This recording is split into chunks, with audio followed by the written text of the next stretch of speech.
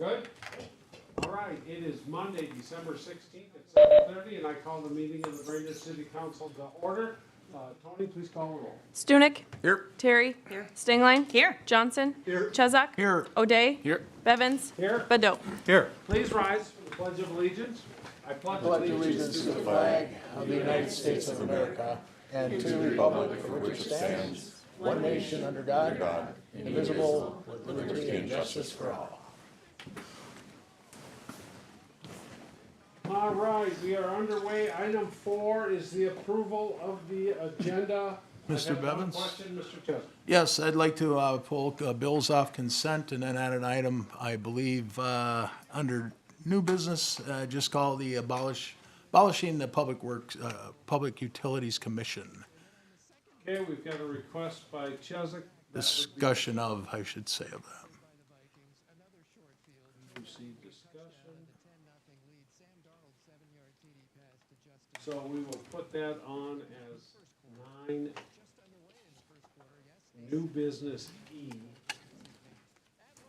The bills will be immediately following the approval of the consent. Thank you. Any other questions or discussions? Just sent you an email a few minutes ago regarding the specific bills, so that should be on your inbox for everybody. Copied Nick. Okay, do we need to do that right now? I sent it already. You should all have. Okay, but we're in the middle of a meeting. Well, Hopefully we're not reading well, it's an email. It's public. It's. it. Okay, great. Is there a motion to approve the agenda as amended? So moved. Motion by O'Day, is there a second? Second. Second by Tizick? Well, it was my motion. I apologize. Yeah, no apologies. Okay, so we have a motion and a second, any discussion? Hearing none, all in favor say aye. Aye. Aye. All same sign. The agenda is approved as amended. Item 5 is the consent calendar. We've got a suggestion to remove approval of the bills. Is there any other comments? Hearing none, is there a motion to approve the amended consent calendar? So moved. Motion by Cheswick, is there a second? Second. Second by Taylor, any discussion? Hearing none, Tony, please call the roll. Stunek. Yes. Terry. Yes. Stingline. Yes. Johnson. Yes. Chezak. Yes. O'Day. Yes. Bevins. Yes, the consent calendar is adopted as amended. The new item 5.1 is approval of bills. Mr. Cheswick, you have Yeah, a comment, or- Yeah, the bills I'm specifically referring to are legal fees, and my question is, by approving the bills tonight, maybe this would be for Connie, based on an email that Public Works had received, or Public Utilities had received this past week, regarding some legal fees that I understand they're required to pay half of the legal services. A couple of those are related to legal services for research abolishing the Public Utilities Commission. And if we approve these bills, does the utilities have an opportunity then to say, we refuse to pay for that particular legal service, or at least half of it? So I'm leery of, I'm not against paying the bills if legal services were performed. I understand that's a requirement, we have to pay them. But my question is, if we approve this particular legal services in the bills, are we then telling the Public Utilities Commission that they are required to pay half of, for those specific items that were sent to them last week? And part of those were, as I sent you this 3 or 4 items there in your email, specific to abolishing the Public Works or Public Utilities Commission. So that's my question for staff, perhaps, before I vote on approving. Anybody? What's that? Joe Langle? Yeah, Mr. President, Council, the approval of any bill, doesn't matter what it is separate and distinct from how the city accounts for the cost internally. You know, if that's up to Connie and how, whatever policies you guys have in terms of who pays for how that's divvied up between the different costs between the different departments. Two separate issues. Does that answer your question, Mr. Cheswick? Okay, so no, because I'm asking the question, if I vote to approve the legal services that are in our bills, because there's one total there. There's no itemization.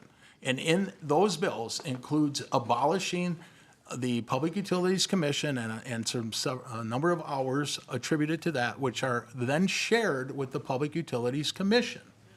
And I believe it's a 50-50 share. So my question is, if we approve these bills, these legal services, are we then telling the Utilities Commission that they are stuck paying for half of these services? Do they have any say on these particular items?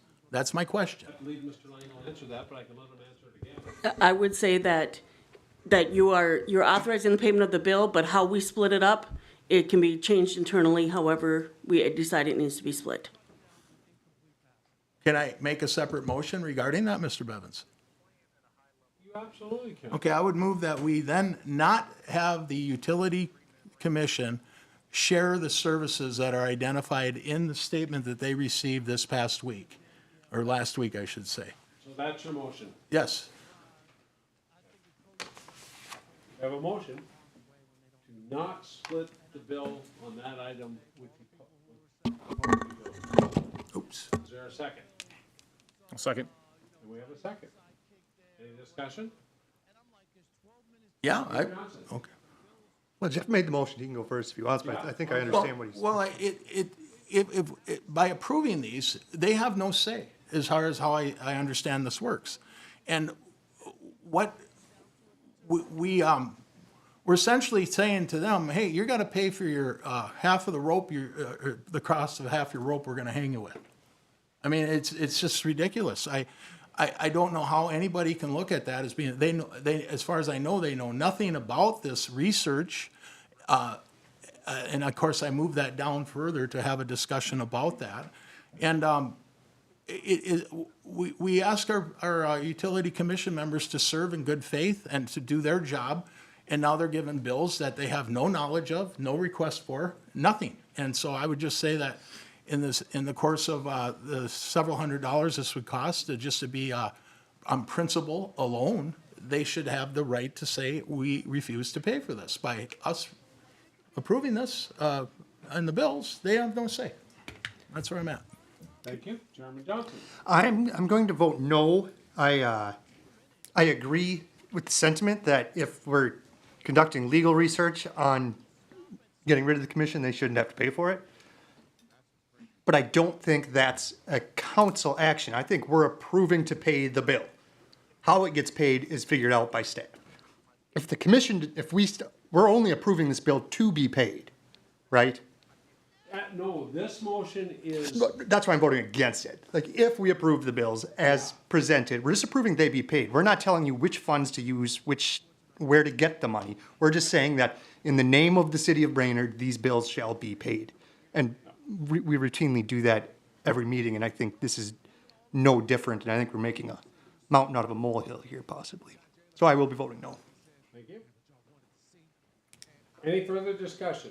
So this is not a motion to approve the bills, it's just a motion to not apportion half of this bill to public utilities. Any other comments, questions? All in favor, say aye. Aye. Opposed, same sign. Aye. The motion fails. Now we're looking for. Motion to approve the anything else, bills. Mr. Chesak? Motion to approve the bills. Motion to approve the bills, is there a second? Second. Second by Johnson, motion by Chesak, any discussion on paying the bills? All in favor, this would be a Roll call. consent calendar item, so let's do a roll call. Stunek? Yes. Terry? Yes. Stengline? Yes. Johnson? Yes. Chesak? No. O'Day? Yes. Bevins? Yes. And the bills will be paid this month. Absolutely fantastic. Let's move on to presentations. Item number 6. Item number 6A is the center annual presentation. Please have your representatives come on up, state your name and address, because we're as seen on TV.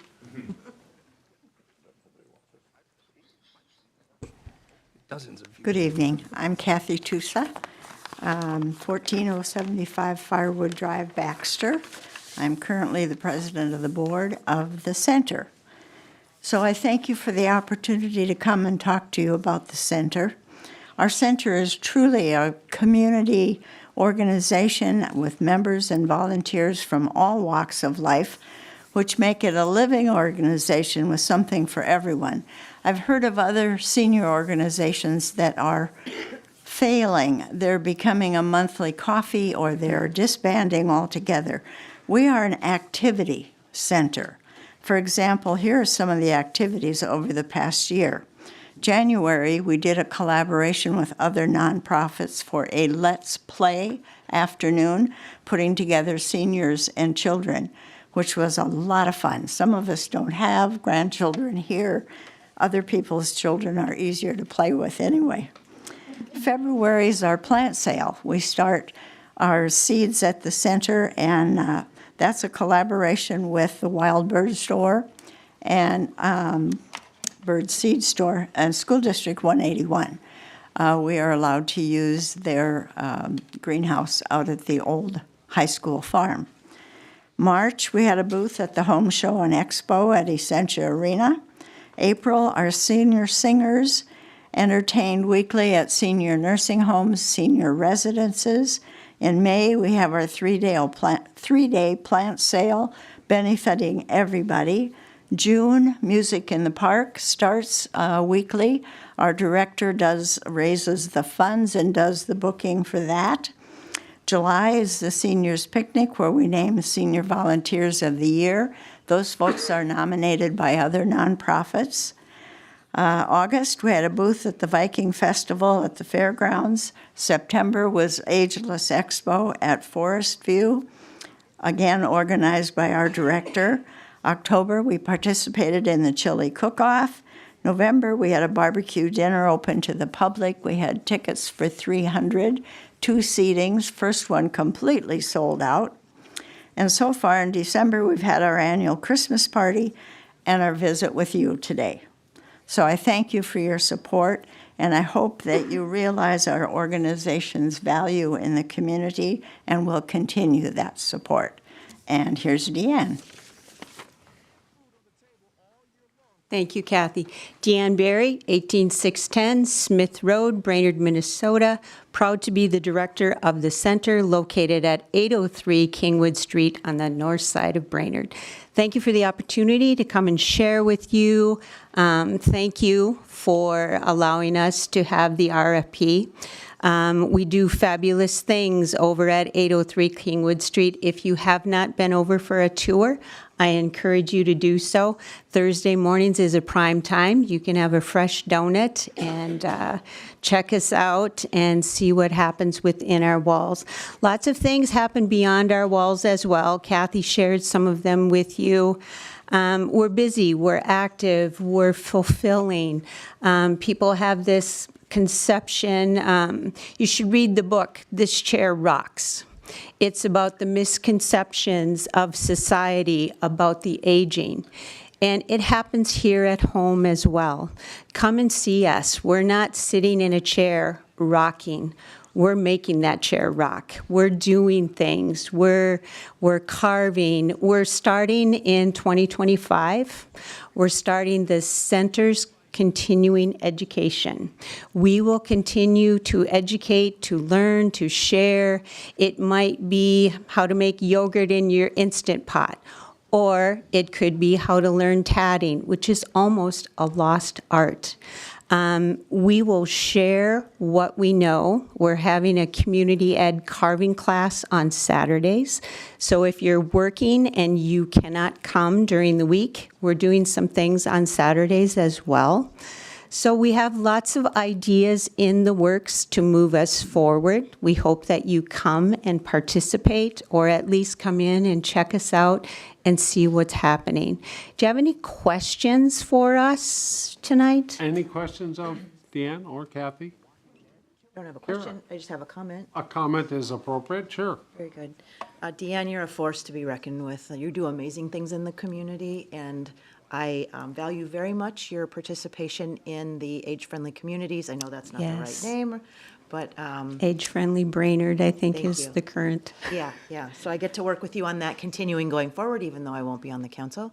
So thank you for all that you're doing. My neighbor Curly comes and plays cards at least a couple times a week, and I know he appreciates it very much, so thank you. Yeah, for a lot of people, we're their social outlet, we're the place they play cards, we're the place, some people sitting at home, especially since COVID, if you're an aging person, that's an easy option.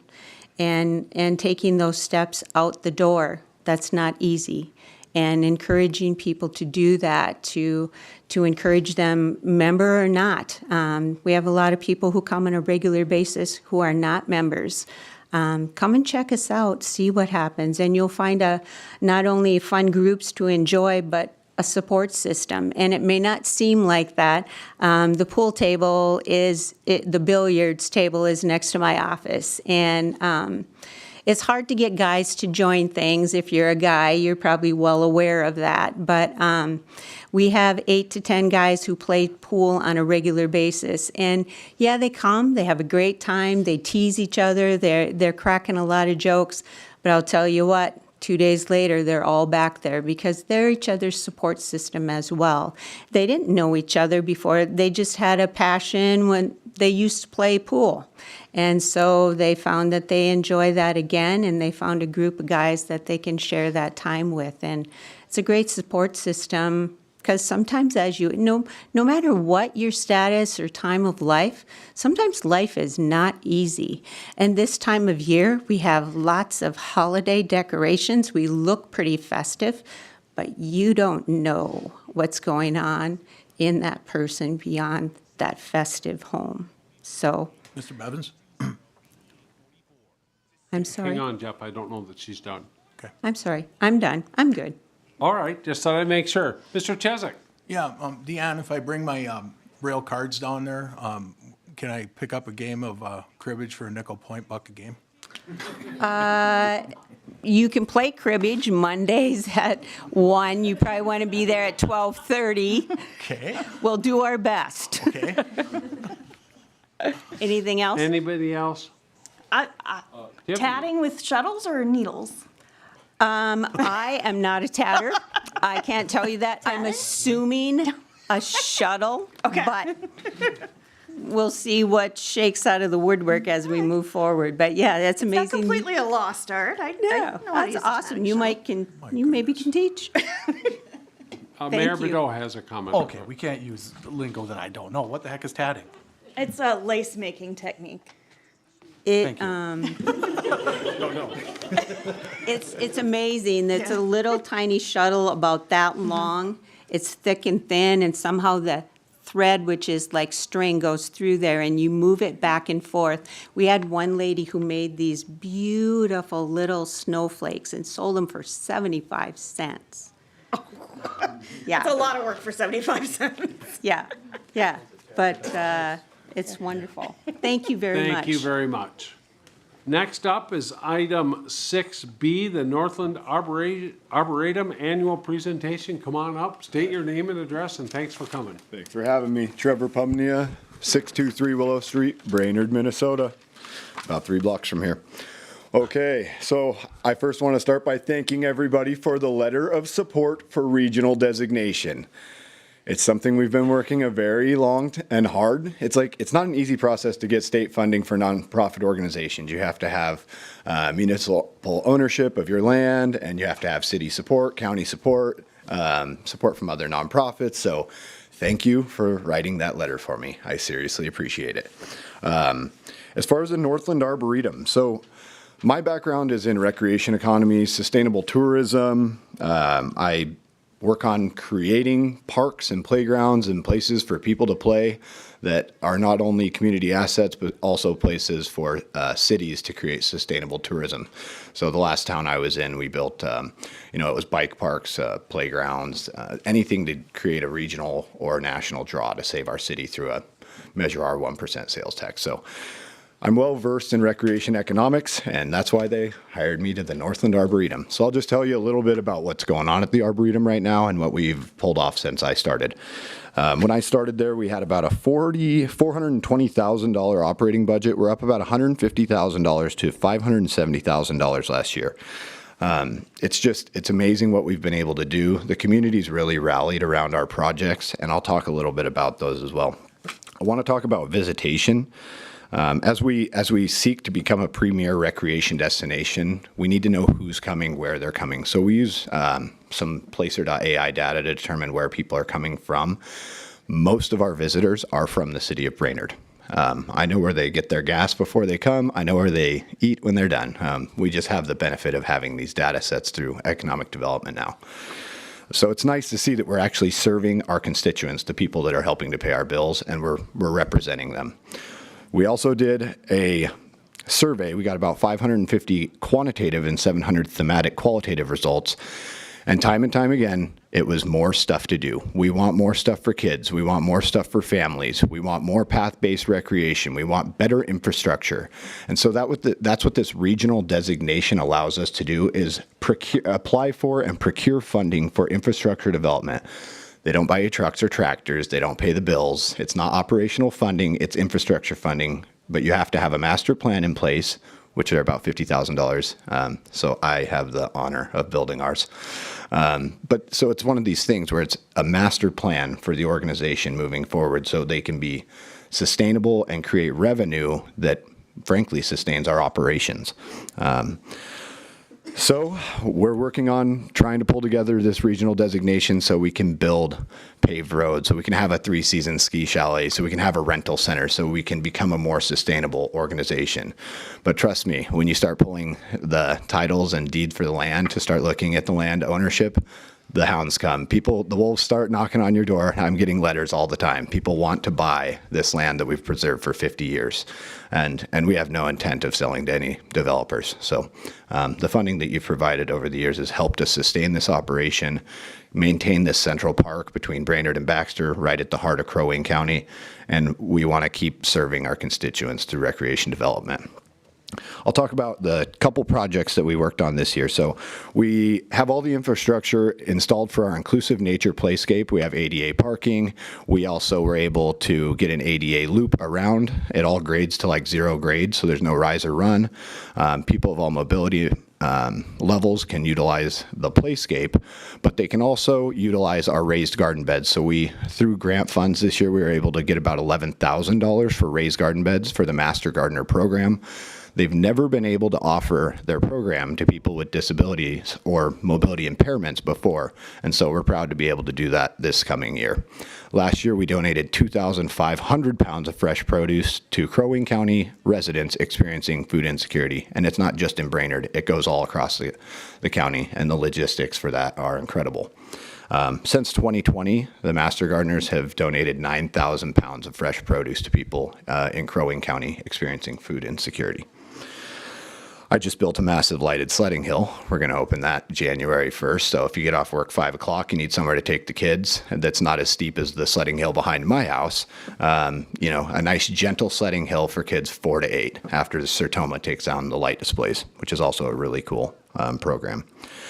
We also have geonavigation through this accrediting body that handles Arboretum certification, Botanical Garden certification, and it does rich back-end storytelling. So come check that out, spring 2025. It's a really cool program that we launched, an initiative that we actually worked with the Dutch government and the people from Plant Soon to pull that one off, and a donor funded it. Lastly, besides the updated navigation, all the other things that we've been doing around the Arboretum with irrigation and visitor enjoyment and trying to get more information from people, we're building one of the biggest bike parks in the entire Midwest.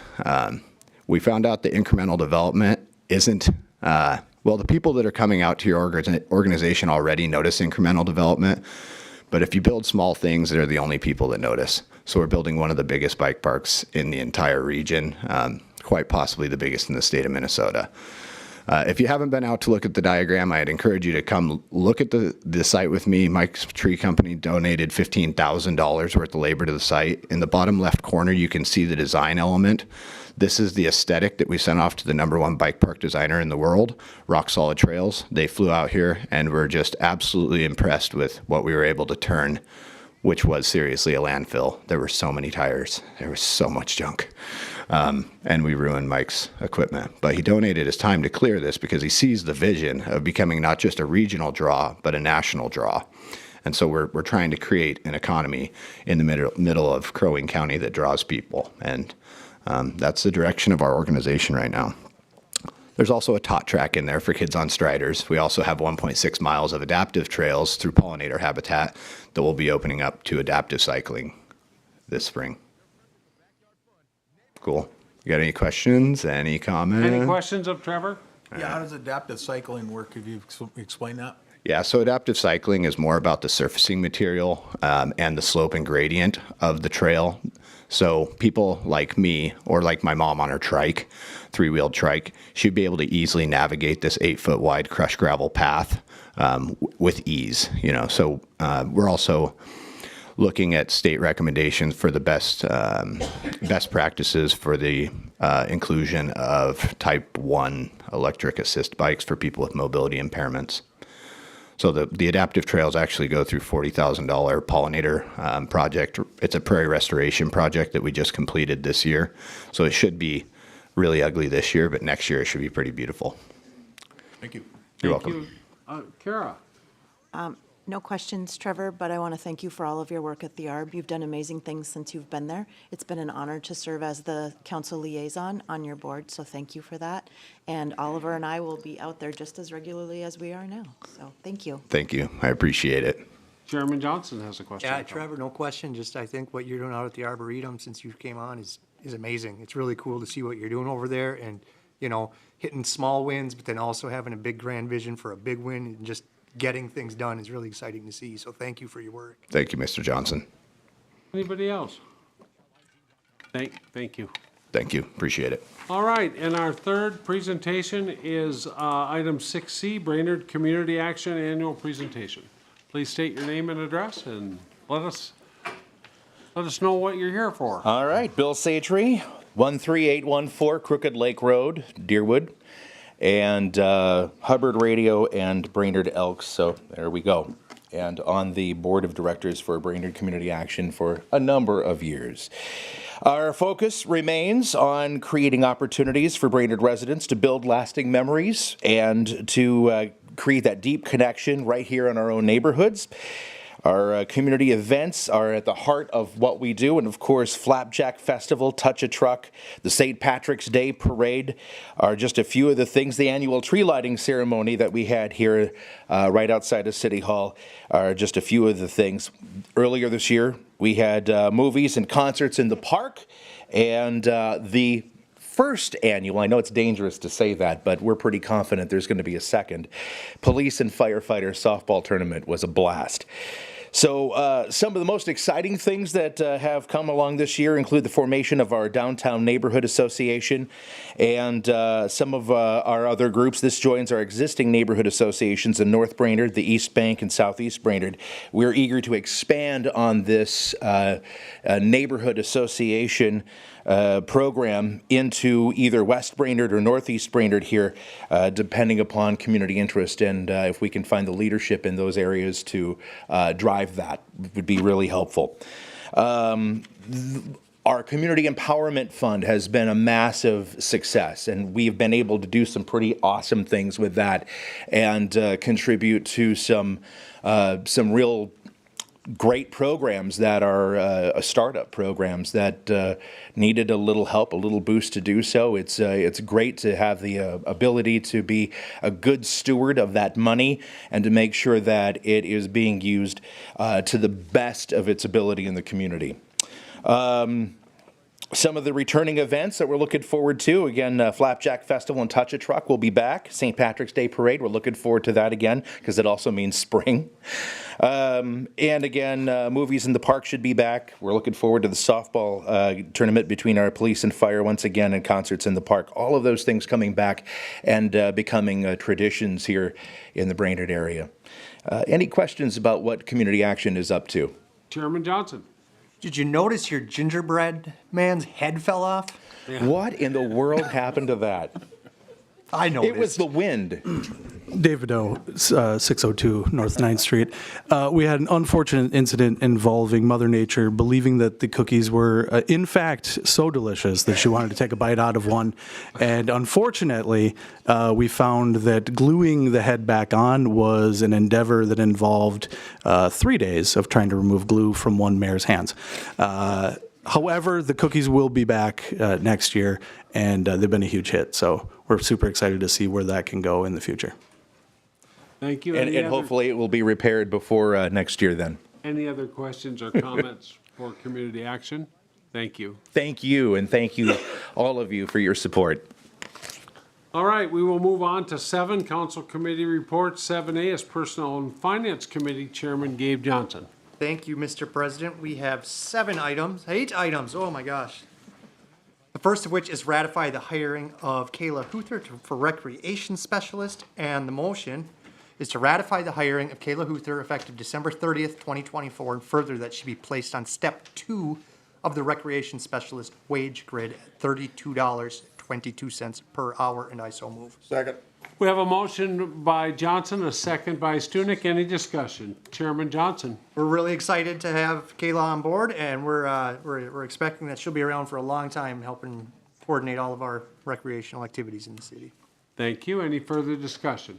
Hearing none, all in favor say aye. Aye. Aye. Opposed, same sign. That motion carries. Please proceed. Okay, next up is a promotion of Tony Gage, and the motion is to approve the promotion of Tony Gage to the administrative assistant position effective December 17th at step 2, $28.08 per hour. And I so move. We have a motion by Johnson. Second. A second by Terry. Any discussion? Chairman Johnson. This is the position that we added a little bit of responsibility, I think, involving elections and whatnot, to the job position, and we posted it internally, and Tony applied, and we thought she was good enough to do it. Good job, Tony. Thank you. Any further discussion? Hearing none, all in favor say aye. Aye. Aye. Opposed, same sign. That motion carries. Please proceed. Next up is some new paid on-call firefighters, and the motion is to ratify the hiring of Jason Dan, Isaiah Mazajokic, Patrick Nelson, and Nathan Sievert as paid on-call firefighters effective January 1, 2025. Further, that they be paid at the trainee firefighter rate, which is $11.05 per hour, and I so move. Motion by Johnson, second by Stunek. Chairman Johnson. You may be surprised to learn this, but this only gets us to 39 paid on-call firefighters. I thought it got us to about 43, but we're only at 39, so we're under that 40 target that we like to have still. Thank you. Any further discussion? Hearing none, all in favor say aye. Aye. Opposed, same sign. Motion carries. Please proceed. Okay, next up is a resolution setting the wages for the city administrator, department heads, and non-union supervisors. And the motion is to adopt the attached wage resolution setting the 25-26 wages for the city administrator, department heads, applicable municipal utility division managers, and non-union supervisors, and I so move. Second. Motion by Johnson, second by Terry. Any discussion? Chairman Johnson. This includes the same wage adjustments we have negotiated with all the unions who have settled contracts in 25-26. It does not include the new municipal utility department head union because we haven't started negotiating wages with them yet. Thank you. Any further discussion? Hearing none, all in favor say aye. Aye. Opposed? Resolution, sir. Oh, thank you. Tony, please call the. Stunek. Yes. Terry. Yes. Stingline. Yes. Johnson. Yes. Chesak. Yes. O'Day. Yes. Bevins. Yes, that resolution is adopted. Please proceed. Okay, next up is to adopt another resolution, this time allowing for a one-time election to contribute to para-defined contribution plan for appointed public utility commissioners. And the motion is to recommend adopting the attached resolution as required by para for the one-time election period, allowing the Public Utilities Commissioner to contribute to the defined contribution plan, and I so move. Second. Motion by Johnson, second by Stunek. Any discussion? Chairman There Johnson. was a change of law this last year that it's not just elected officials, but now appointed government officials can elect into para. So we had a commissioner who wanted to, and we're gonna pass this one-time resolution that now the commissioners are eligible for para. Thank you. Any further discussion? Mr. Bevins? Mr. Chesak. Is that just paid appointed people then, I assume? I don't think you can get a pension, don't have a salary, yeah. So they're very limited. Okay, thank you. Any further discussion? Hearing none. Tony, please call the roll. Stunek. Yes. Terry. Yes. Stingline. Yes. Johnson. Yes. Chesak. Yes. O'Day. Yes. Bevins. Yes, that resolution is adopted. Please proceed. Okay, the next one is authorize staff to advertise for the statewide affordable housing aid funds. And the motion is to authorize staff to advertise for proposals for available SAHA funds with the January 24th submittal deadline, and I so move. Second. We have a motion by Johnson, a second by Terry. Chairman Johnson. This was part of that $18 billion surplus that disappeared all the money. But we got like 100,000 last year, we get another 100,000 this coming year. And you might remember that we awarded Habitat a good chunk of it this last year, and we're hoping to get some more proposals for housing solutions in our city for next year. Thank you. Any further discussion? Hearing none, all in favor, say aye. Aye. Opposed, same sign. Motion carries. Please proceed. Okay, next up is a shared service agreement with the EDA, and the motion is to approve the 2025 shared service agreement with the EDA in the amount of $17,000, and I so move. Second. We have a motion by Johnson, a second by Stunek. Chairman Johnson. So it's city staff, tracks the amount of time they spend doing EDA-specific business, and they said $17,000 is about what the amount was in '24, and they expect it to be about the same in '25, so this seems like a fair number. Thank you. Any further discussion? Hearing none, all in favor, say aye. Aye. Opposed, same sign. Motion carries. Please proceed. Thank you, Mr. President. This is our last sulfur update ever. And we had talked about it last meeting and was brought back this meeting, looking for what we should do. And the recommended action is what we're going to do. And the motion is to amend the sulfur budget per attachment. We have a motion by Johnson. Is there a second? Second by Terry. Any discussion? Chairman Johnson. The attachment further explains that the amendments are going to take some of the money that hasn't been spent yet, or maybe not even committed yet, and use the federal dollars to just pay on paper for some of the equipment we already bought this year, but while keeping those other projects on the books that will just be paid for out of the capital fund when that time comes. So just kind of swapping the money there, but everything's going to happen and it's not costing anything more. Thank you. Any further discussion? Hearing none, all in favor, say aye. Aye. Opposed, same sign. Motion carries. Please proceed. End of report. Thank you. We will move on to 7B, Safety and Public Works Committee, Chairman Mike O'Day. Thank you, Mr. President. We just had 5 items tonight. First item was awarding a proposal for ash tree removal. Motion coming out of committee was to recommend awarding the proposal to Tunyon Tree Service LLC in the amount of $8,500, and I so move. I have a motion by O'Day, a second by Stengline. Any discussion? Chairman O'Day. So we received $45,000 of grant money from the Minnesota DNR to remove some of the bigger ash trees and replace some of those trees with other species with the ash borer coming through town. This is the lowest bid that we got out of the 3 bids. And it's going to remove about 14 of those bigger ash trees that our staff isn't equipped to remove. And then the rest of that $45,000 should go towards replacing trees. Thank you. Any further discussion? Hearing none, all in favor, say aye. Aye. Opposed, same sign. Motion carries. Please proceed. Thank you. Item number 2 was a handful of resolutions, actually. This is for the grant applications, 3 of them having to do with the Lum Park pedestrian bridge, and 1 having to do with the Oak Street reconstruction. And recommendation coming out of committee was to adopt the attached resolution supporting the grant applications as presented, and I so move. Second. We have a motion by O'Day, a second by Chesak. Do these have to be done separately? I think they do have to be done separately, since they're resolutions. Jesse, do they have to be done separately?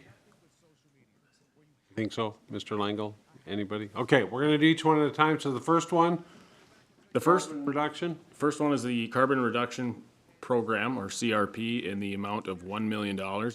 Okay. Second. We have a motion on that one by O'Day, a second by Chesak. Any discussion on the $1 million? This is for the Lum Park pedestrian bridge. I'll just mention, this is one of the 2 federal grant applications that does require an 80-20 match. Thank you. Any further questions? Hearing none, Tony, please call the roll. Stunek? Yes. Terry? Yes. Stingline? Yes. Johnson? Yes. Chesak? Yes. O'Day? Yes. Bevins? Yes, that resolution is adopted. Next up is the active transportation $1 million for the Lum Park Bridge. And I so move. Second. Motion by O'Day, second by Chesak. Any discussion? Hearing none, Tony, please call the roll. Stunek. Yes. Terry. Yes. Stingline. Yes. Johnson. Yes. Chesak. Yes. O'Day. Yes. Bevins. Yes, that resolution is adopted. Next up is the Transportation Alternatives $800,000 grant. And I so move. Second. Motion by O'Day, second by Stengline. Any discussion on that one? This is just the other one that is a federal grant requiring 80/20. Thank you. Any further discussion? Hearing none, Tony, please call the roll. Stunek. Yes. Terry. Yes. Stingline. Yes. Johnson. Yes. Chesak. Yes. O'Day. Yes. Bevins. Yes, that resolution is adopted. And finally, on the Oak Street reconstruction, the Surface Transportation Block Grant Program for $1.25 million. I so move. Motion Second. by O'Day, second by Stengline. Any discussion? Chairman O'Day. Again, a federal grant requiring an 80/20% match. Thank you. Any further discussion? Hearing none, Tony, please call the roll. Stunek. Yes. Stunek. Yes. Terry. Yes. Stingline. Yes. Johnson. Yes. Chesak. Yes. O'Day. Yes. Bevins. Yes, that resolution is adopted. Please Boy, proceed. Chief. Moving on. Item number 3, we have a Transit Americans with Disabilities Act policy plan. Motion coming out of committee was to approve the updated transit ADA policy, and I so move. Second. Motion by O'Day, second by Chesak. Any discussion? Chairman O'Day. This is something that we have to submit by the 18th. We have to do this annually. This wasn't reviewed yet by the TAC committee, but they will review it going into the early part of the year here, and we'll hear back if there's any issues, but more of a technicality to get it through. Thank you. Any further comments or discussion? Hearing none, all in favor, say aye. Aye. Aye. Opposed, same sign. Motion carries. Please proceed. Thank you. Next was the Public Utilities Department rejection of bids for the water reclamation backwash building. And the recommendation coming out of committee was to concur with the recommendation and decision of the commission authorizing the Public Utilities Department to reject all bids for the water reclamation and backwash project, and I so move. Second. Motion by O'Day, second by Chesak. Any discussion? Chairman O'Day. So this is a project that was budgeted about $6.5 million. I believe we had about $5 million come from state bonding, correct? It's an appropriation. It was in the bonding bill. Yes.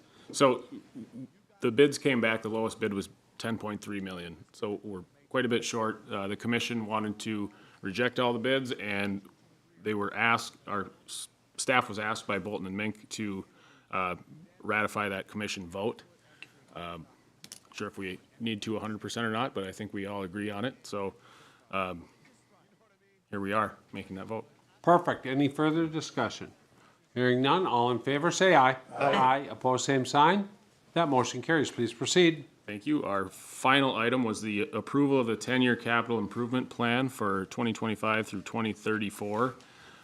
Recommendation coming out of committee was to approve that 10-year capital improvement plan for those years as presented, and I so move. Second. We have a motion by O'Day, a second by Stengline. Any discussion?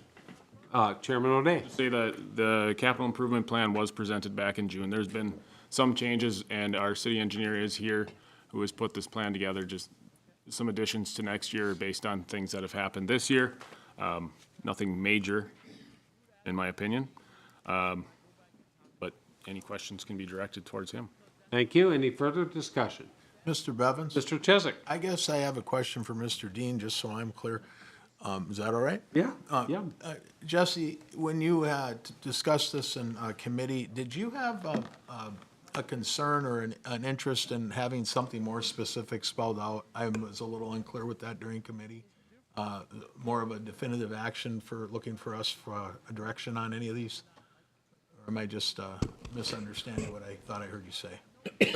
Alderman Chiswick, so the one item I think I called out specifically was the project, the Evergreen Storm Sewer Outfall Repair Project that we identified in 2025, and just making sure that council was supportive of us including that and continuing with that as planned in 2025, or if the council would like to see that in a different year.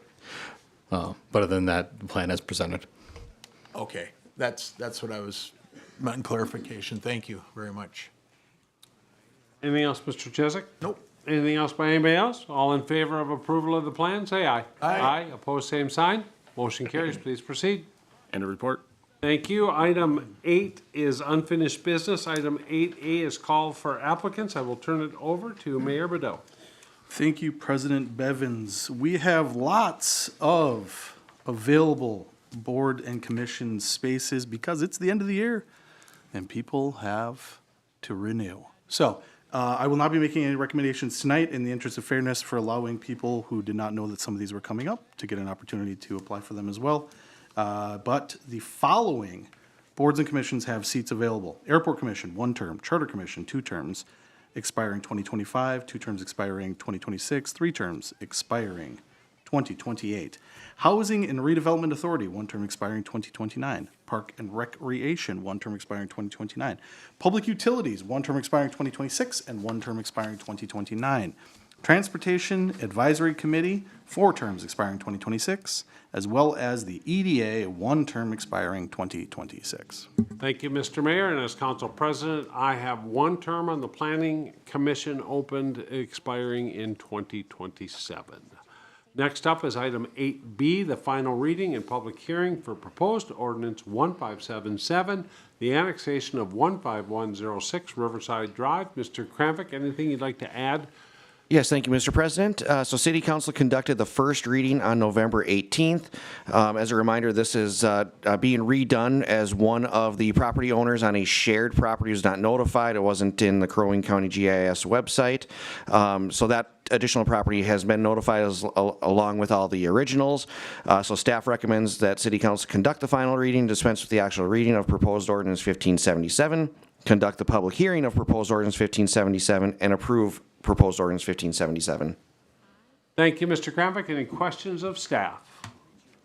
Hearing none, we'll go through the list. The first item is looking for a motion to conduct the final reading and dispense with the actual reading of proposed ordinance 1577, which to avoid reading the actual ordinance requires a unanimous vote. So moved. Motion by Stengline. Second by O'Day. Any discussion? Hearing none, all in favor of the final reading, say aye. Aye. Aye. Opposed, same sign. And that passes unanimously. It is 8:17, and I will open the public hearing on proposed ordinance 1577. If you're in the audience and wish to speak on this ordinance, please come forward, state your name and address, and let us know what you think. If you're online, *3 will notify us that you wish to speak, and then when it's your turn, *6 will unmute you. I'll ask a second time if anybody wishes to speak on proposed ordinance 1577, and I will ask a final time. If anybody wishes to speak on proposed ordinance 1577, and I will close the public hearing, and I will look for a motion to approve proposed ordinance 1577. So moved. Motion by O'Day. Is there a second? Second. Second by Chesak. Any discussion? Hearing none. Tony, please call the roll. Stunek? Yes. Terry? Yes. Stengline? Yes. Johnson? Chesak? Yes. O'Day? Bevins? Yes, that ordinance is adopted. Next up is item 8C, a public hearing and adopting a resolution regarding a vacation of public right-of-ways. This is Mike Habagorst, Public Works Director. Anything you'd like to add to, looks like it's going to be Jesse Dean on our city engineer. Anything you'd like to add to what's in the packet? I just want to highlight, so staff publicly noticed the public hearing for tonight for the 2 different ones. Staff is recommending holding the public hearings each individually. We also sent out mailings out for all the affected property owners. And then we also included adoption or recommending adoption of the 2 attached resolutions, 1 for each of these. So there's 2 different resolutions for each of them. So staff is recommending addressing each separately. Thank you. Any questions of staff? Mr. President. Mr. Chesak. Did the city receive any concerns or anything from anybody related to these? Any objection in writing or anything? I received several phone calls throughout and answered a handful of questions. I did not receive any negative feedback. However, I recommended that as I am not one to adopt these resolutions or make a decision on this, I did recommend that they talk with their appropriate city council members. Thank you. Yes, sir. Thank you. Any further questions of staff? Okay, hearing none, so we'll take the two items separately. So we will take the first item, Rademacher's Commercial Edition Frontage Road, and we will open the public hearing on that issue at 8:19 and ask if there's anybody in the audience who wishes to speak on that one. Step forward, state your name and address, and let us know. Come on up. Hi, Ginger Ulmer. I own Jack's House, 300 Highway 25 South. That is the front part of our property, which I purchased 20 years ago. We moved our sign already. It was very expensive. They got the permits, so hopefully they will vacate that. Thank you. Thank you, Ginger. Anybody else in the audience who wishes to speak, please come forward, state your name and address. Again, if you're online, *3 notifies us that you wish to speak. And I will ask a third and final time, anybody online or in the audience who wishes to speak on this item, and I will close the public hearing, and we will look for a motion to adopt the attached resolution vacating that piece of property. So moved, Johnson. Motion by Johnson, second by O'Day. Any discussion? Hearing none, Tony, please call the roll. Stunek? Yes. Terry? Yes. Stingline? Yes. Johnson? Yes. Chesak? Yes. O'Day? Yes. Bevins? Yes, that resolution is adopted. Next up is the Madison Heights Outlot B and 10-foot walk, second addition to Madison Heights Park. I will open the public hearing at 8:21 and ask if there's anybody in the audience who wishes to speak on that vacation of property. Please come forward, state your name and address. Come on up. Thanks for coming. I'm Samantha Lemke. I live at 2029 Graydon Avenue. The smaller of the two walkways goes between my house and my neighbor's. Now I'm learning maybe I should have just called this guy behind me to ask my questions. But there was no phone number or anything on Yeah, this thing that we this is a received. public hearing, so there'll be no questions. Okay, okay. asked. This is your time to state your opinion, but you can call after Right. 7:30 tomorrow, Okay. before 4:30, and ask all the questions you want. Okay. I mean, I'm good with them vacating it. Okay. I just need to know what that means. So. All right, thanks for coming. Thank you. Any further public testimony on this vacation? And I'll ask a third and final time, if there's any testimony on this vacation, and I will close the public hearing and look for a motion to adopt the attached resolution regarding this vacation. So moved, Johnson. Second. Motion by Johnson, second by Stingline. Any discussion? Hearing none. Tony, please call the roll. Stunek? Yes. Terry? Yes. Stingline? Yes. Johnson? Yes. Chesak? Yes. O'Day? Yes. Bevins? Yes, that resolution is adopted. We will move on to item 9, new business, which is a 9A is adopting a resolution approving plans, authorizing advertisement, and authorizing and directing the use of the power of eminent domain on improvement 2313, which is Trunk Highway 371B, Willow Street Roundabout Project. Let's see who is, and this is Mike Havagorst. Mike, anything you'd like to add to what's in our packet? Yes, and again, I'm just going to refer to Jesse as he's been working on this project night and day. Thank you. Jesse Dean, anything you'd like to add, city engineer, anything you'd like to add to what's in the packet? I'll just highlight, so there's two different resolutions in here. One is to approve plans and authorize advertisement contingent on receiving MnDOT approvals. Obviously, it's on the trunk highway. We're working through that process. We're pretty confident that we've been coordinating with MnDOT throughout the process, so we're wrapping that up. The other part of it is getting approvals with some of the right-of-way process. We have to get to a certain point with our right-of-way process before MnDOT, with federal money attached, will allow us to go out for bids. So there's some contingency that we have to do before we're able to get MnDOT approval to go out for bid. So we are looking for an adoption of that resolution to move this forward into that section.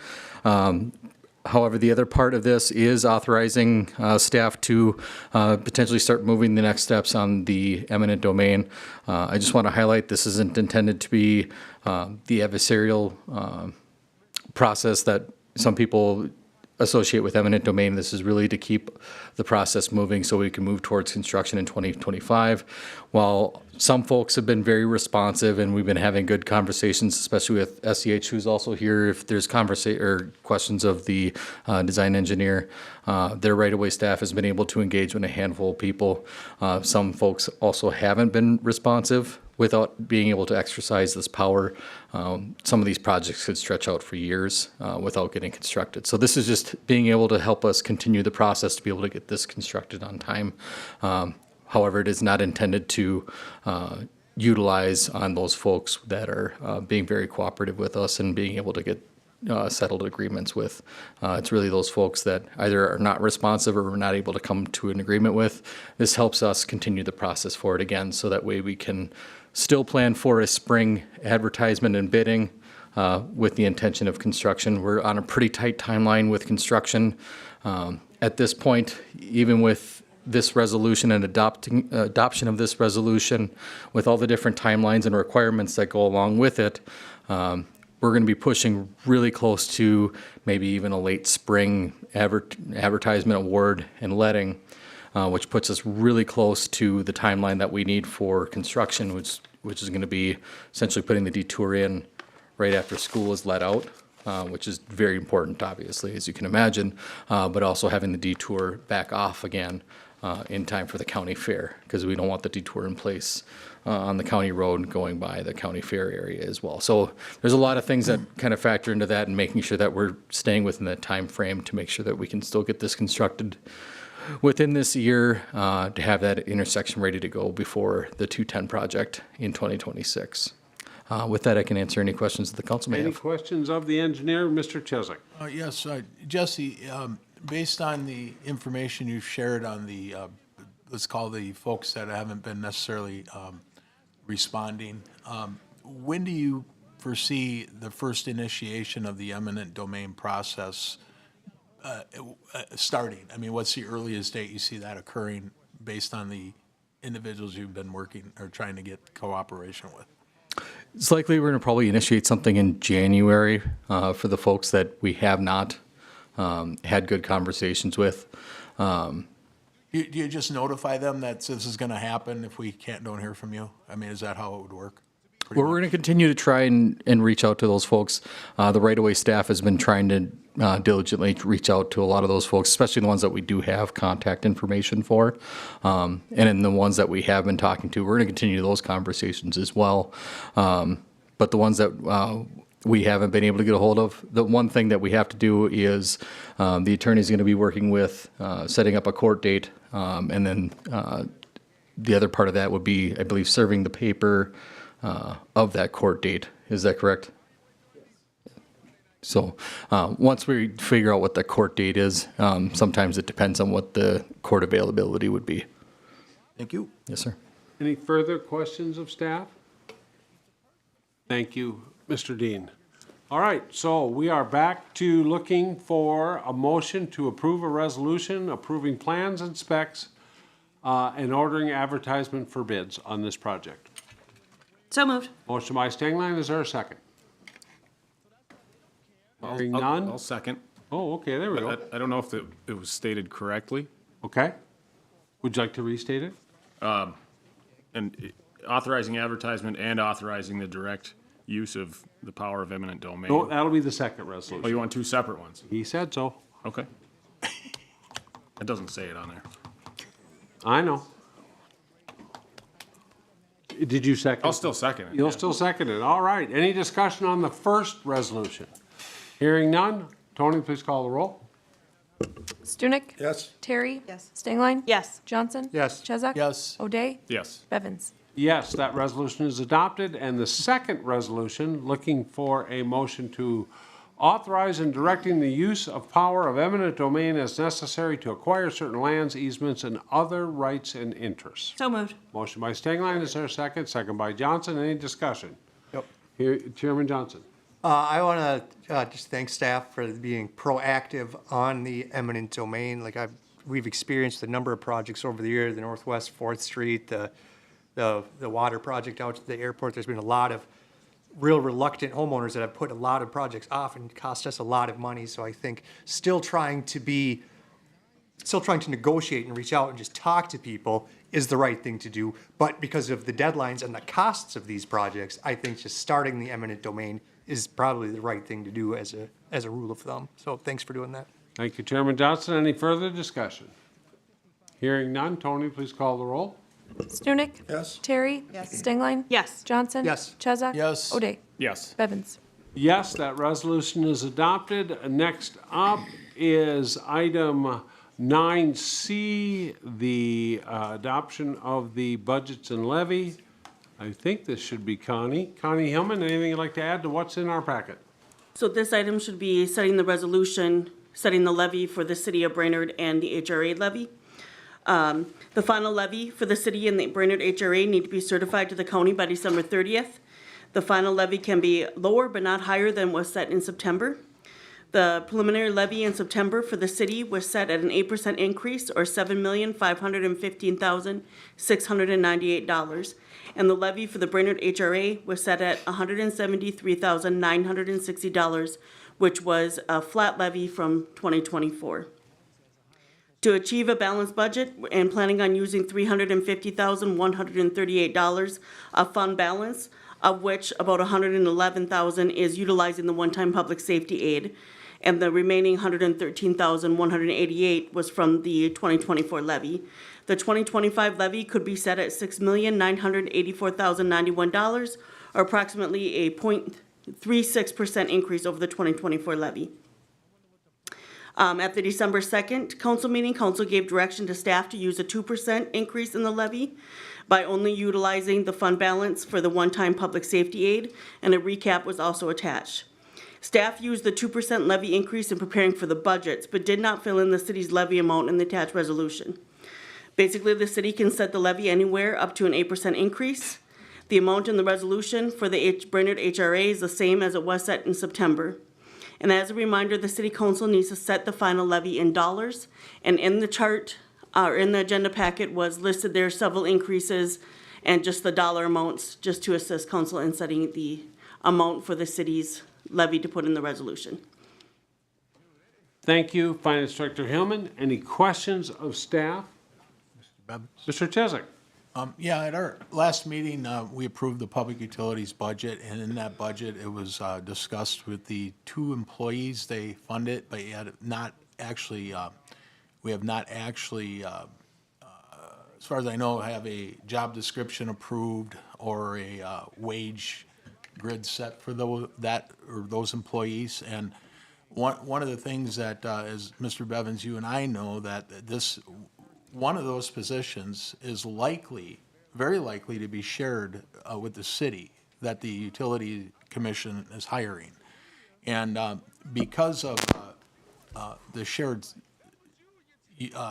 employee in IT, I would suggest that we should increase our levy to accommodate at least 50% of that employee's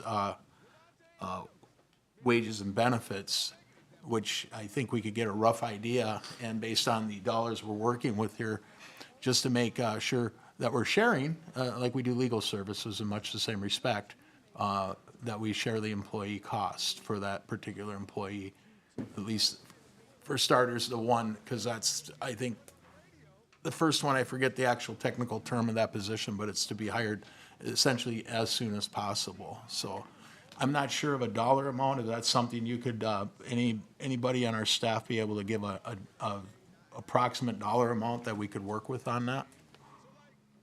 Chris, do you understand the question? I believe so. At this point, we only have a proposed wage from the Public Utilities Department. We have not finalized a job description. So we do not have an actual wage. We still need to negotiate a wage with the union for that as well. What was proposed is that this position would be focused at the Public Utilities Department, basically for the entire year. So that is why it was included in the Public Utilities Department budget. And then we were going to see how things went for the 2026 year. There'll be more information presented on the Thursday's meeting talking about this position and how that could work. I'm not sure if that helps you, Jeff, but that's the best explanation I have at this point. Yeah, that's good. Is it possible then at the Thursday meeting, we could amend this if we need to? I think according to Connie, we can. Although it's not on. If they Finance pass- Director Hillman, can you If answer? they pass a resolution, then you wouldn't pass a resolution and we would add it to the agenda, which I think is too late to add it to the agenda anyway, since it's been published already. Well, if we don't, I guess on a hypothetical question, if, say, the year rolls around, we're sitting here in February, and somehow along the way, we decide as a city council or staff recommends that we hire a completely new position, whatever that might be. And it's a $65,000 or $85,000 a year position, whatever it might be. And if we needed to do that, if for some reason we needed to do that, could we possibly do that based on the levy we're going to approve at, say, 2% and not having budgeted for that position? That's a hypothetical question. Is that something the council can do? Connie? The council could hire the position and we'd be either using fund balance or we would find savings within our budget if we knew at that time. So you might take from somewhere else that we've approved and put it towards a new employee? If we were able to, yes, Right, okay. And there's always fund balance? correct. It Okay, would be an thank unbudgeted expense. Okay, thank you. That's all I have, Mr. Bevins. Thank you. Any other questions of staff? Kara Terry? Connie, does this include the $1,000 for the Brainerd Airport? Yes, it does. The levy, the 2025 appropriation for the airport is set at $1,000 at this point. If I have a question for council members, can I ask that at this point or no? I think so. Yes. I would just like to ask the council members, any who would like to respond, I would welcome any responses, what the purpose is behind the $1,000 levy or allocation to the Brainerd Airport. I'd like to hear from each person on that purpose of only $1,000. Anybody wish to respond? Mr. Bevins? Oh, Mr. Chesak? I have expressed my purpose several times. Could you repeat it, Mr. Chesak, please? I've expressed it several times. So that's a no. I've expressed my purpose several times. Thank you. Thank you. Anybody else? Carrie, you have the floor. I will not be approving this levy increase. There's no motion. No, I know. I'm just telling you what's going to happen if this goes forward to approve. Without the increased airport allocation, I will not be voting in favor of the levy increase. Okay. Any other questions of staff? Hearing none, I'm going to turn it over to Chairman Johnson, our Personnel and Finance Chair, who spent hours helping the Finance Department work on this to make the motion. I'll give it a shot. It's a little unfortunate to learn that I lost Kara's vote, but we'll see if we can still get this. I will make a motion to set the city levy at $7,098,160 and the HRA at what was approved on the preliminary, and I so move. Second. We have a motion by Johnson, a second by O'Day. Any comments on the motion? Yep. Okay, we'll start with Chairman Johnson, and then we'll move to Mr. Chesak. So this is the 2% increase, because it's, it's to avoid the peaks and valleys, as staff said, but they only say that in years when we can keep taxes low. But last year, we had an 8% increase. We put 2 on top of that, we're still looking at like 10% over 2 years. Last year was a substantial tax increase. 2 might still be too high, but I know people are feeling both ways. So I think 2 is kind of a compromise right in the middle. It still gives us over $110,000, almost $120,000 of unallocated fund balance, basically. So that in case we do hire an IT person or have a change of heart on the airport or anything like that. So I think this is the fair middle ground to go. So I hope you all support a 2% levy increase. What was that amount in increased fund balance? Because Connie said we're going to be using 350. We'll be with this one, right? She said we'll be using 300. We're using 350 as safety public dollars, which is technically fund balance because it's sitting there, but that's money that has to be spent on public safety. So we're just using that. But if we set the levy $120,000 higher than we need next year, that's essentially putting it in fund balance. Thank you. Mr. Chesak? He answered my question, thank you. Yep. Any other comments on the motion? Tiffany Singline? I share Councilmember Terry's concerns about the airport. I do believe that funding them with only $1,000 is undermining the good work that is done and the value that we get as a city out of the airport. But I'm not willing to throw our entire levy and our budget onto that or up into the air for it. I will take my half a loaf of bread on this one. Okay. Chief Stunek? I'm the liaison to the airport, and I really struggle with this. I think $1,000 is peanuts. So I'll be voting no to support Tiffany, or not Tiffany, to Terry. support Carrie. Whatever my name is. I just have to support the airport as a liaison out there and the staff and the people. I appreciate that, thank you. Any further Chairman O'Day? Yeah, I'm going to support this motion. I think the $1,000, is it a bit of a statement? Yeah, it's a bit of a statement. But is it an offer of good faith to stay in that conversation? Yeah, that's pretty much what it is. It's $1,000 to still be part of it. Do we have to be part of it? From what I've learned, we don't. And I've also learned that our airport has a very high fund balance that's been contributed to far more than what we've needed to for I don't know how many years. So as we learn more about this and move further into the future and have these conversations, if the county is willing to have them, I think there's plenty of options for the airport to get funding.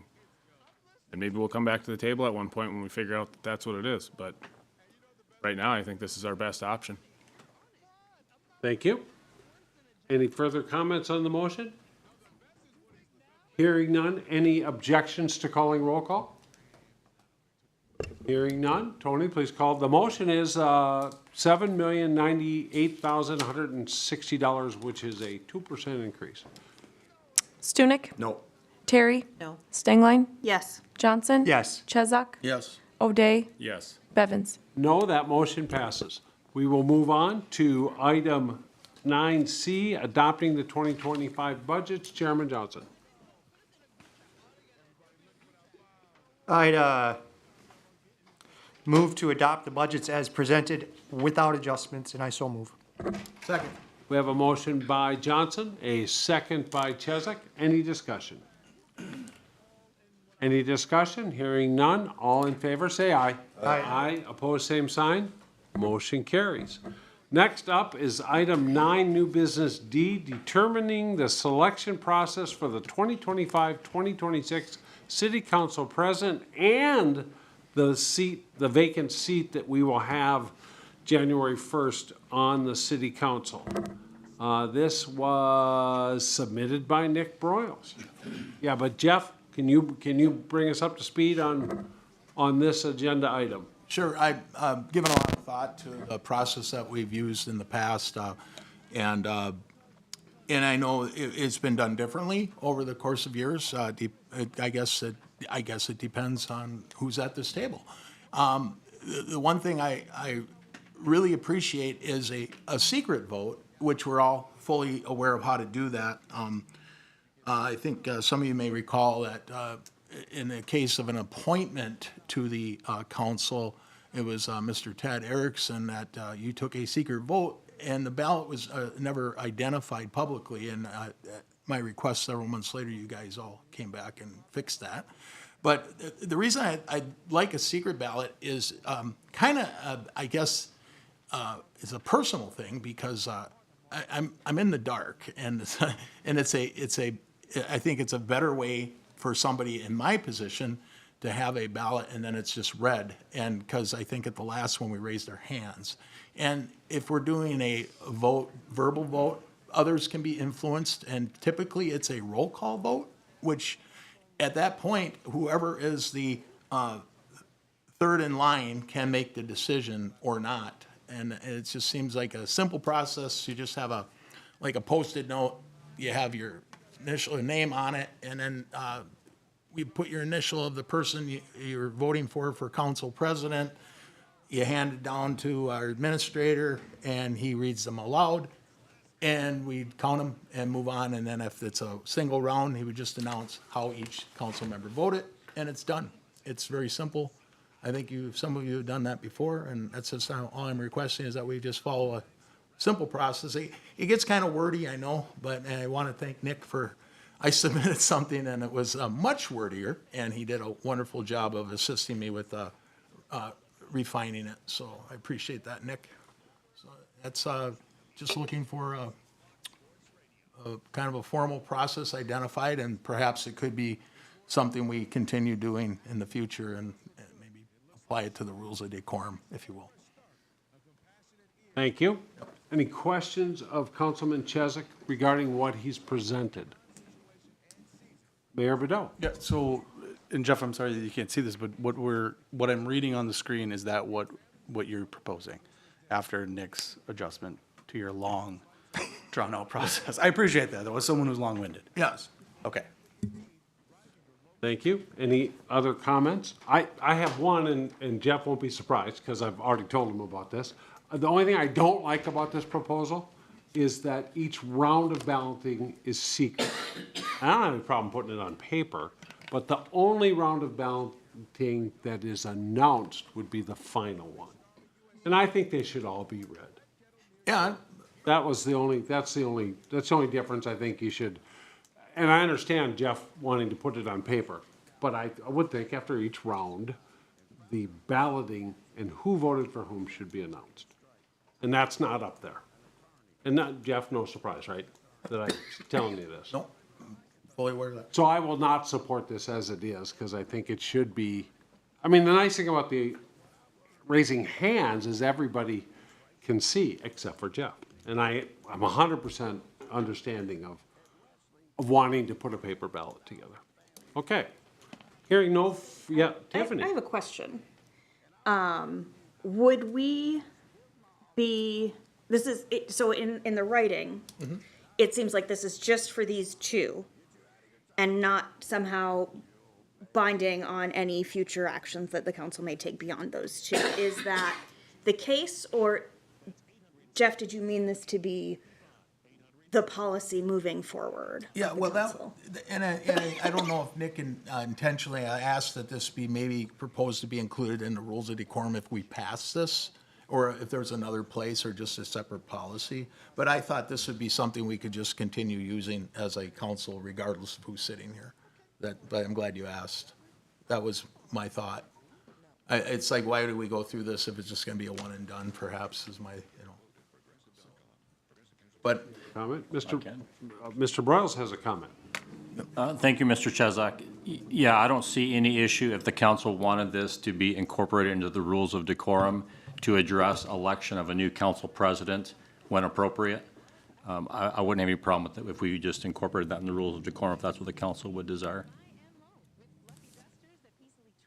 Hearing no further comments, we're looking for a motion. Yeah, Mr. Bevins, I would move that we proceed with this, adopting this as a policy to be included in our rules of decorum. And then I would also defer to your request to have each round of balloting identified, so when the vote is called, it's announced as to whom it was that voted which way. So that'd be changing that one item in that. Excellent, I appreciate that. I think that's more This open. also applies to electing or appointing people. The open council seat. Is there a second? I'll second that. All right, we've got a motion by Chesak, a second by Johnson, Chairman Johnson. Yeah, I really support this. I appreciate you bringing it forward, Jeff. I think having it written down on paper what the rules are, so we're just all doing the same process every time and we all know what to expect is good. So thanks for bringing this forward. Thank you. Any further comments or questions or concerns? Hearing none, all in favor, say aye. Aye. Aye, opposed, same sign, motion carries. We move on to item 9, new business. This is E, and this is the extra item that Mr. Chesak asked to have Yes. a discussion of. Mr. Chesak, I'm going to turn it over to you to explain what you're looking for. So if we looked at these, I sent an email, It's the abolishment of the Public Utilities Commission. And the reason I asked to have discussion on this, because this was new to me. And maybe some of you know about this, but it was, I believe, billing occurred on, October 1st was the first round here in which they, our legal firm had researched this on a couple of occasions. And I'm not really sure what that means or the purpose of it. It seems like kind of a big thing. I would appreciate it as if, it also seems outside the normal operation of what City Hall should be doing without the council knowing about it. And if something like this, I would be grateful if there's an interest in researching this type of procedure, or whatever you want to call it, that we perhaps are asked to give direction on it before we're spending money on legal services. And the other item I want to address is, it looks as if there was some sort of research done and there's some results, which I would like to see. And I think the council should be privy to that as well, whether it's private data or legal private data, I'm not sure. I guess that would be up to our administrator and our attorney to determine that.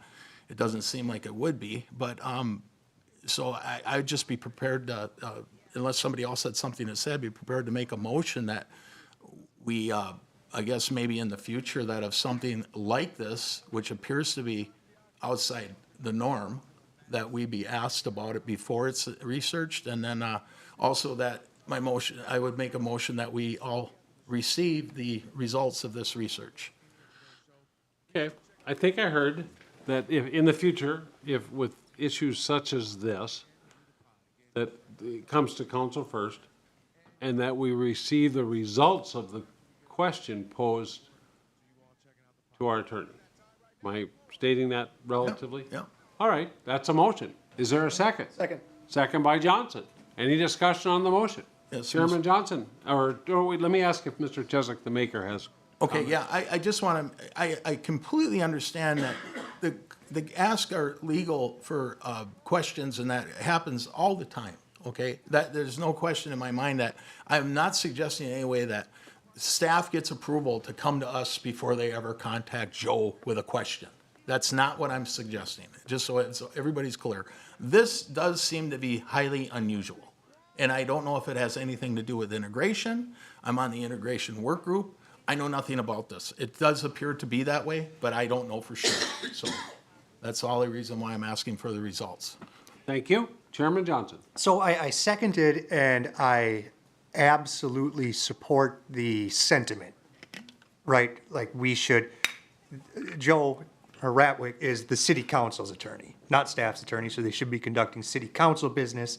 And this was a surprise to me too, but I don't know if setting policy on things such as this is clear enough for me to understand it. So, like, I think we should continue to have this conversation and get something in black and white written on paper so we know exactly what it is we're talking about and setting in policy. I support the sentiment.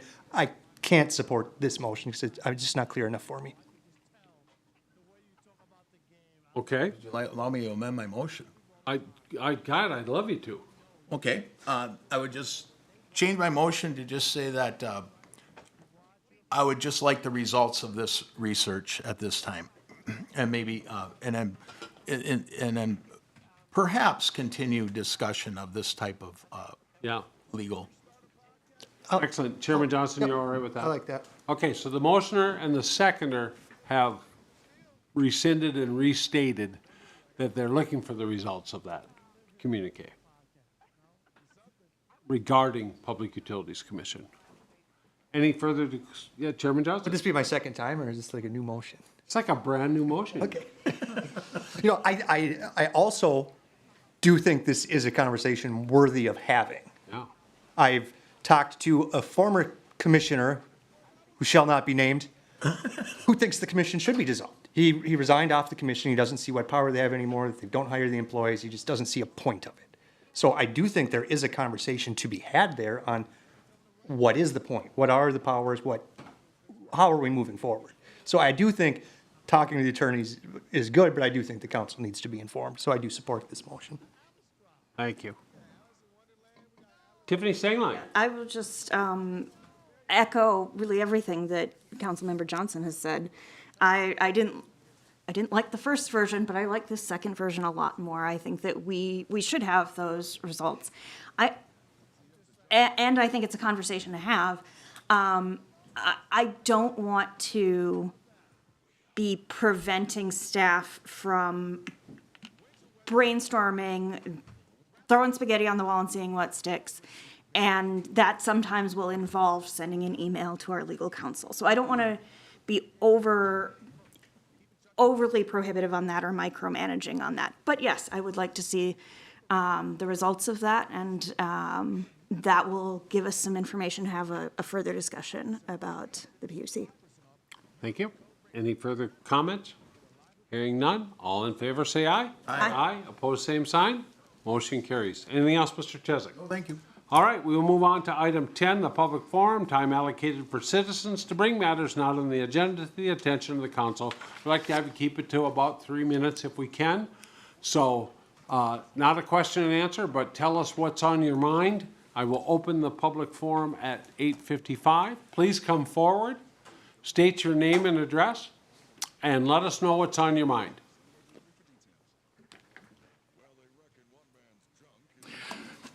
Excuse me, my name is Tom Prusak. I live at 2117 Crestview Lane for the past 33 years in Brainerd. And I'd like to thank the council for the refresher on civics. It's been about a decade since I've been here. I actually came to speak to the issue of the vacation of the property. But when I heard we were going to separate the two, I didn't realize we were talking about the one on Highway 25 and Graydon. I thought we were talking about the vacation of property on Crestview and Graydon.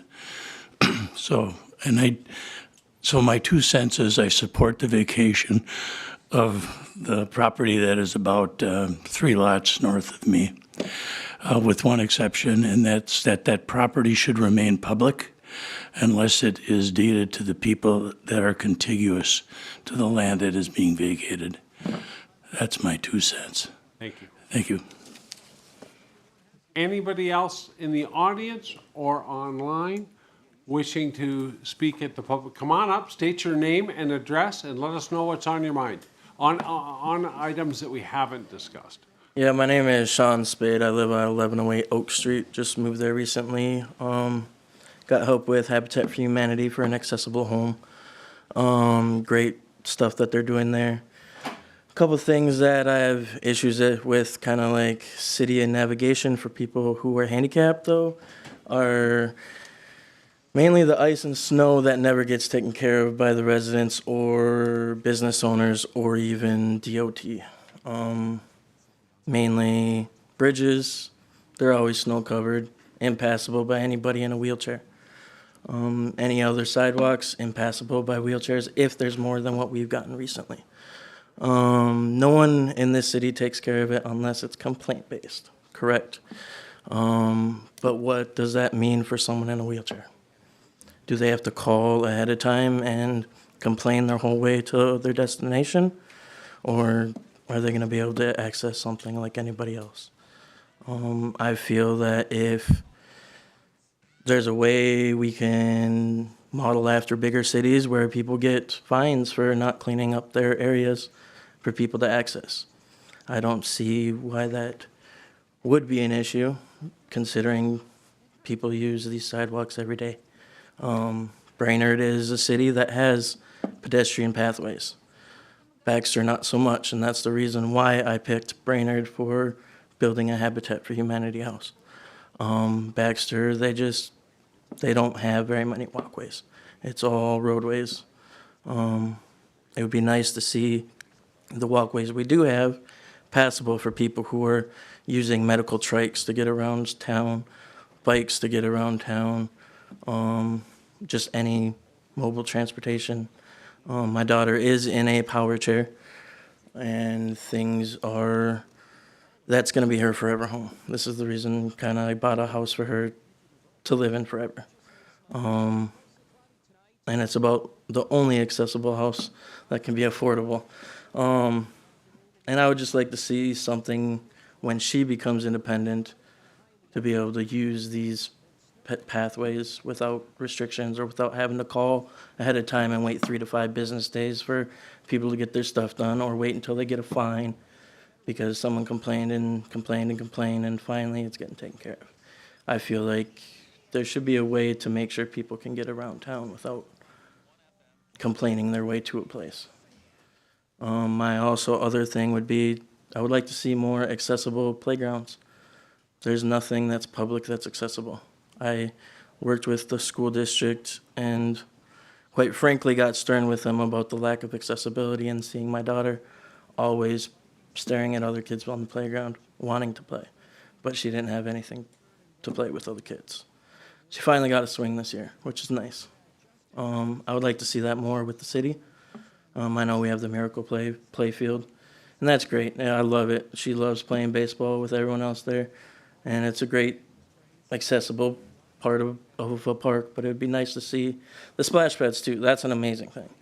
But like, more swings for kids who are in wheelchairs, more, I don't know, kid pathways with accessible countertops where they can play on little music stuff or whatever, like they have at Gillette Children's. There's all kinds of simple things to include people with disabilities, and one of whom that would help everyone is accessible pathways that are already there. And that's all I have to say. Thank you. Thank you. Your name was Sean? Sean Spade. Sean, swing by City Hall at your convenience during the day, and Mr. Krambeck there will give you the rules on sidewalks. So then, because there are some. There Thank are? you. Yep. Okay, because I called and I was informed that it was all complaint-based. So, which, I No, mean. but you need to know that there are rules. Okay. Okay? All right. They are. We don't have a sidewalk patrol. Yeah, I know, and I figure, as much as we have patrols for parking and downtown and this and that, it wouldn't be, much for a city our size to do something like that, I feel. Thank you. Sean, I've called the city 3 times on Kelly for not shoveling his sidewalk. Yeah, that's me. He's mean. All right. Anybody else wishes to come forward during the public forum? If you're online, *3 lets us know that you wish to speak, and I will ask a third time to come forward for public forum, and I will close the public forum. And I will move on to staff reports. We'll turn off to my right to the HRA, Mr. Charpentier. Yes, thank you, Mr. President. Just a quick update tonight on developments over at the former Thrifty White site, 805 Laurel. You may have noticed that there is fencing up around there. They are currently doing some asbestos abatement to that property with the end goal there to do the demolition there. I believe it's scheduled for this week. We're just seeing how much abatement is needed before they get some excavation equipment out there.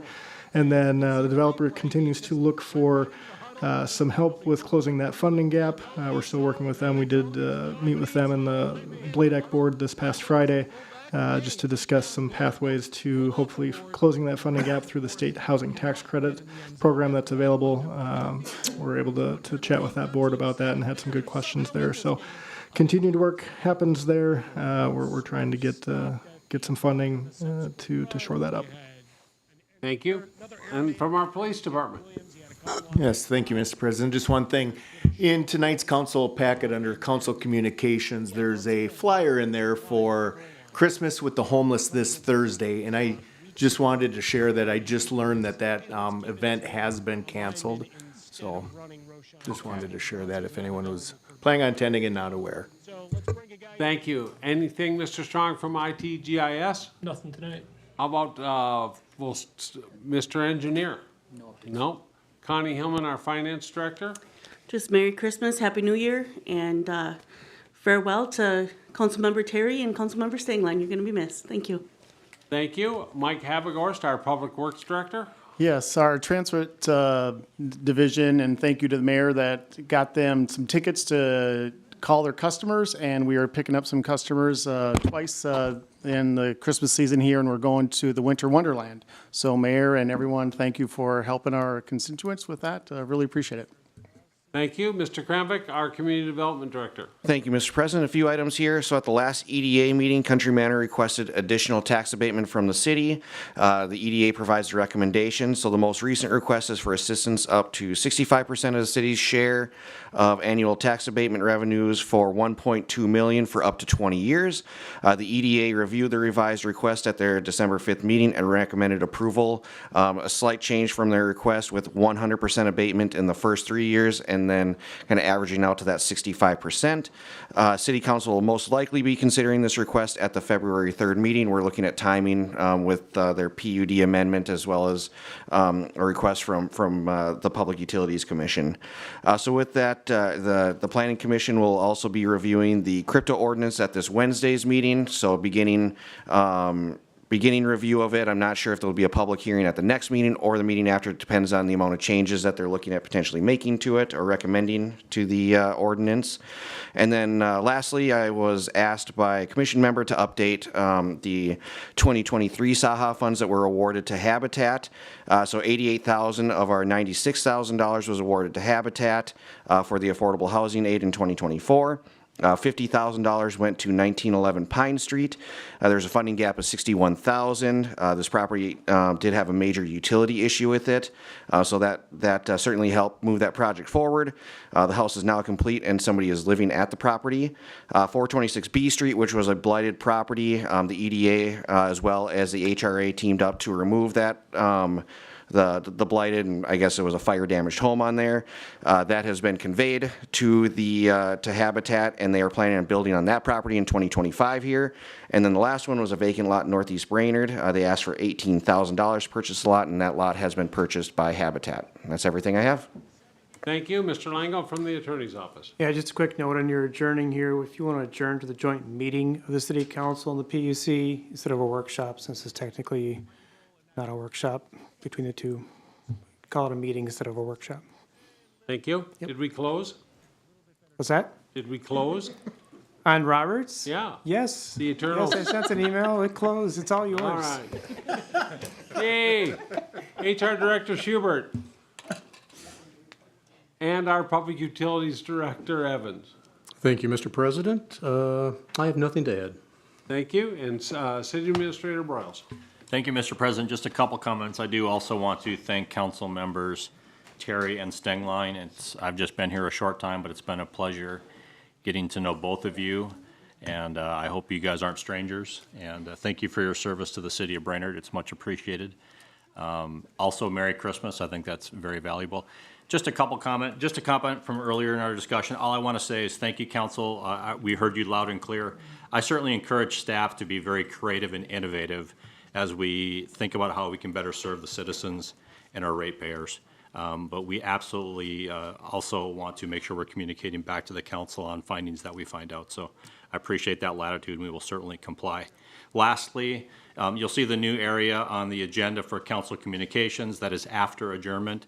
We periodically get pieces of mail that we really don't know what else to do with. So I asked the council president and a couple of members of the staff, and we just included this council communications that we will post miscellaneous communications to the city. Obviously, if there's any action required, that will be further up on the agenda as appropriate. But these are just for your information. So, but again, thank you for our two outgoing council members. It's been a pleasure. Don't be strangers. Let's get coffee sometime. Thank you. Thank you. Next up is the Honorable Mayor Dave Bedeau. The Honorable indeed. First of all, tonight we learned that I've been calling it Buffalo Hills my whole life, but I'm now going to call Mike's neighborhood Madison Heights. I like it. I like it. So we got that going for us. Don't encourage them.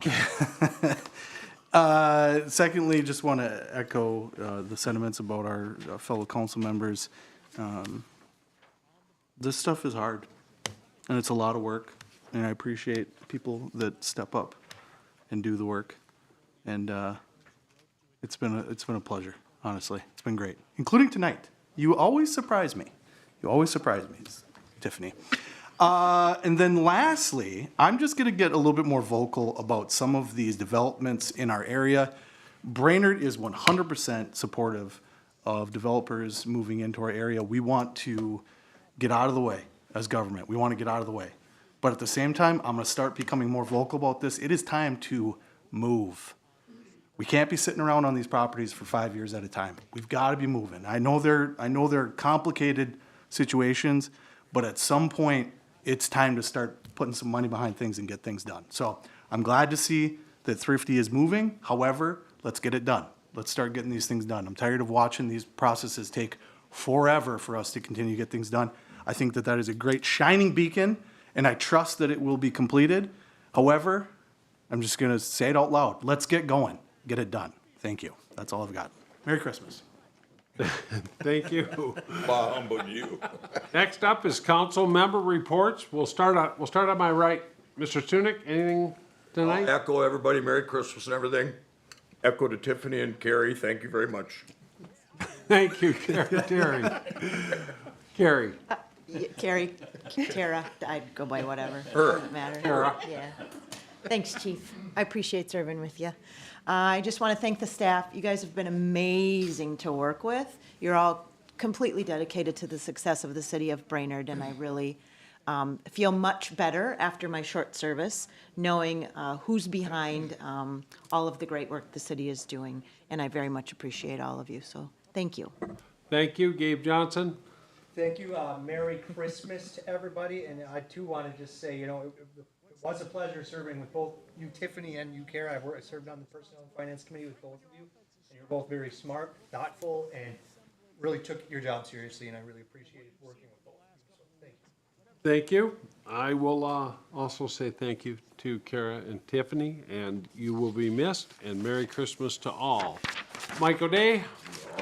Yeah, I want to say the same thing. Thank you guys both for stepping up and being a part of this whole thing. It's not always fun. I'll take it from Dave Pritchett. He made a statement on his way out. He said, "It's not always fun, but it's always interesting." And that was a really good way to put it. So I want to say Merry Christmas to everybody, council and staff, everybody else that's here. Let's have a good winter. Tiffany Stangline. Yeah, well, I mean, we're all gonna be back here on Thursday, so you're not rid of us just quite yet.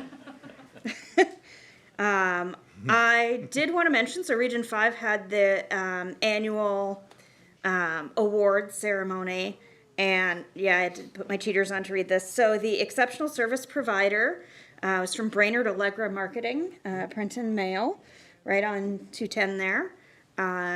They do a great job with the printing for Region 5. The Minnesota Pollution Control Agency was awarded the Exceptional Regional Partner Award from Region 5. And then Outstanding Business Partners for the year, Bell Tech, CNC Machining, and Simply Rustic Floral were the two outstanding business partners for the year, and that was fun and a good time. And I'm going to hold my Merry Christmas because I'm going to see you all on Thursday. Thank you, and Mr. Chesak. Thank you. I too want to wish everybody a Merry Christmas. I think we're forgetting that on our agenda Thursday, we don't have council comments, so that's why I think this is all going on here. But I appreciate, Kara Terry, your service, and I especially want to thank Tiffany. Many of you probably don't know this, but when I run against Tiffany for her seat, she was very gracious. Just as one example, at the appreciation luncheon we had at the city garage, she literally went out of her way. I'm her opponent. You got to remember that. And she helped me get everything I needed for food. She was very gracious, guided me around. From the time I got there, I was stumbling around at the door, not even knowing where to go. So she pulled up. I was there very early, riding our efficient transit service that got me there very early. And so I'm kind of not knowing where I'm at. I've not spent much time there. So she was very kind to help me. I never thanked her for that, and I wanted to do that here. And it's kind of very unique to somebody's challenging you for your seat on the city council, and she's going out of her way to help me, which is very gracious. And another thing, she gave me a very nice congratulation phone call the night of the election, so I do appreciate that. I've never said that. So. But thank you both, and I look forward to seeing you Thursday. Thank you. We are now looking for a motion to adjourn to the special council meeting of the City Council and Public Utilities Commission on December 19th at 6 p.m. in council chambers. We have a motion by Chesak, a second by Go ahead, second. Stunek. All in favor, say aye. Aye. Aye. Opposed, same sign. We are You're adjourned. stepping on mine, but that's